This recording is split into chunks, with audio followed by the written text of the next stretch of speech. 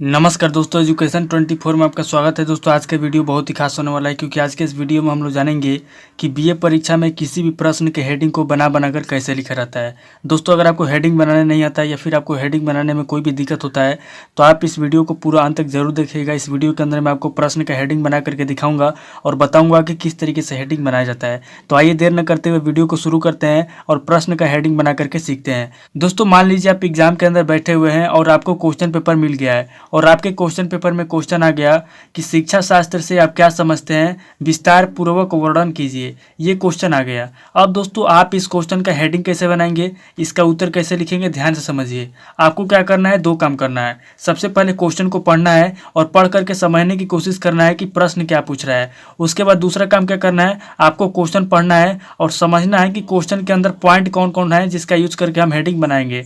तो क्वेश्चन सबसे पहले हम लोग पढ़ते हैं। क्वेश्चन कह रहा है कि शिक्षा शास्त्र से आप क्या समझते हैं, विस्तार पूर्वक समझाइए। दोस्तों इस तरीके के क्वेश्चन जब भी आपके सामने आते हैं जहां पे केवल और केवल एक ही पॉइंट दिया हो, यानी कि पूरे प्रश्न का जो आधारशिला हो एक ही हो, तो आपको क्या करना चाहिए, उसी पॉइंट को फोकस करके आपको हेडिंग बनाना है। क्योंकि इस क्वेश्चन के अंदर केवल एक ही पॉइंट दिया हुआ है, शिक्षा शास्त्र के अलावा इसके अंदर और कोई पॉइंट नहीं है। देखिए यहाँ पे दिया हुआ है कि शिक्षा शास्त्र से आप क्या समझते हैं, यानी कि पूरा प्रश्न जो है शिक्षा शास्त्र के ऊपर आधारित है। यानी कि शिक्षा शास्त्र को टारगेट करके पूछा गया है कि शिक्षा शास्त्र से आप क्या समझते हैं, विस्तार पूर्वक वर्णन कीजिए। यानी कि शिक्षा शास्त्र से आप क्या समझते हैं। और इस तरीके के क्वेश्चन में आपको एक बात और ध्यान देना चाहिए कि जब भी आपसे इस तरीके के क्वेश्चन पूछा जाए कि शिक्षा शास्त्र से आप क्या समझते हैं, अर्थशास्त्र से आप क्या समझते हैं, हिंदी से आप क्या समझते हैं, इतिहास से आप क्या समझते हैं, यानी कि जहां पर ये शब्द आपको मिल जाए जिस भी क्वेश्चन के अंदर कि इससे आप क्या समझते हैं, जहां पर आपको ये दिख जाए आप क्या समझते हैं, तो बस समझ लीजिए कि आप जो है आपका उत्तर बहुत ही अच्छे तरीके से लिखा जाएगा। क्यों? क्योंकि यहाँ पे दोस्तों आपको अपना विचार लिखना है। आप यहाँ से अपने मन से बना के जो कुछ भी लिखेंगे वो आपका मान्य होगा, आपका आंसर नहीं काटा जाएगा, आपका नंबर नहीं कटाया जाएगा। क्योंकि यहाँ पे साफ साफ कह रहा है कि शिक्षा शास्त्र से आप क्या समझते हैं, यानी कि शिक्षा शास्त्र से आप जो कुछ भी समझते हैं शिक्षा शास्त्र के बारे में यहाँ पे आप लिखेंगे तो आपको नंबर मिलेगा, आपका नंबर नहीं कटा जाएगा। तो जब भी आपको एग्जाम के अंदर ये शब्द दिख जाए लास्ट में कि आप क्या समझते हैं इससे, तो आप समझ जाइए कि यहाँ पे आपको अपना विचार लिखना है। आप जो कुछ भी जानते हैं उसके बारे में आपको यहाँ पे अपना मत है, अपना विचार लिखने के लिए यहाँ पे दिया जा रहा है। तो यहाँ पे दोस्तों हम लोग इस प्रश्न का हेडिंग क्या बनाएंगे, ध्यान समझिए। यहाँ पे पहला पॉइंट क्या है, एक ही पॉइंट है इस प्रश्न के अंदर, पूरा इसका जो है पूरा जो मेन पॉइंट है इसका शिक्षा शास्त्र है। तो यहाँ पे दोस्तों हम लोग शिक्षा शास्त्र पे फोकस करेंगे और यहाँ पे दोस्तों हम लोग पहला पॉइंट लिखेंगे, पहला हेडिंग लिखेंगे।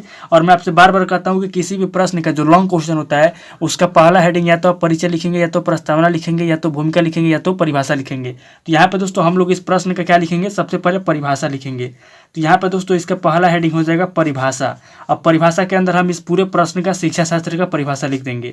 अब यहाँ पे दोस्तों हम लोग दूसरा पॉइंट देंगे और यहाँ पे दूसरा हेडिंग लिखेंगे। तो दूसरा हेडिंग क्या हो जाएगा, दूसरा हेडिंग दोस्तों हम लोगों ने परिभाषा लिख दिया पहला, और दूसरा हम क्या करेंगे, शिक्षा शास्त्र के बारे में यहाँ पे बताएंगे थोड़ा सा। तो यहाँ पे दोस्तों हम लोग लिखेंगे, दूसरा हमारा हेडिंग हो जाएगा शिक्षा शास्त्र। इस तरीके से बना के हम लिखेंगे।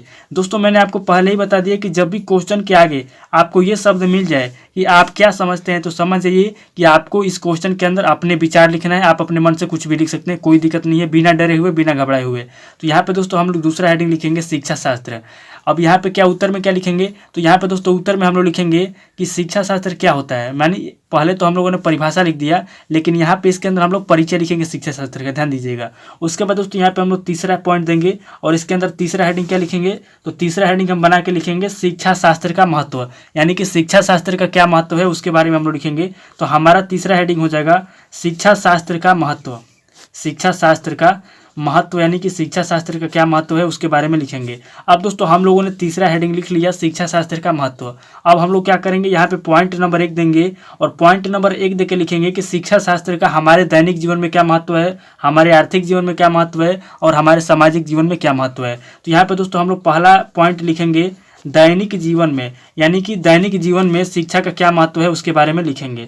अब दोस्तों यहाँ पे हम लोग दूसरा पॉइंट देंगे और दूसरे पॉइंट के अंदर दूसरा हेडिंग लिखेंगे आर्थिक जीवन में, यानी कि आर्थिक जीवन में हमारे आर्थिक जीवन में जो शिक्षा शास्त्र है उससे क्या होता है उसके बारे में हम लोग लिखेंगे कि आर्थिक जीवन में शिक्षा शास्त्र का क्या महत्व है। अब दोस्तों यहाँ पे हम लोग तीसरा पॉइंट देंगे और तीसरे पॉइंट के अंदर हम लोग हेडिंग लिखेंगे। पहले हम लोगों ने दैनिक जीवन में लिख लिया, आर्थिक जीवन हो गया। अब दोस्तों तीसरा हम बना करके लिखेंगे सामाजिक जीवन में, यानी कि सामाजिक जीवन में शिक्षा शास्त्र का क्या महत्व है उसके बारे में हम लोग लिखेंगे सामाजिक जीवन में।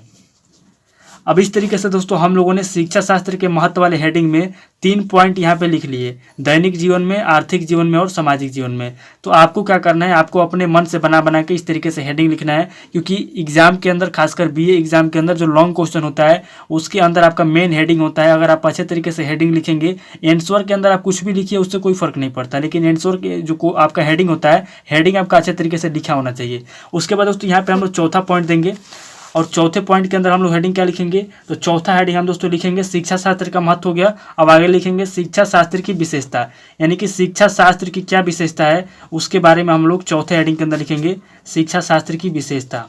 ये दोस्तों हो जाएगी हमारी चौथी हेडिंग। अब दोस्तों इसके अंदर क्या लिखेंगे उत्तर में, तो इसके अंदर हम शिक्षा शास्त्र की जो भी विशेषता है उसके बारे में हम बताएंगे।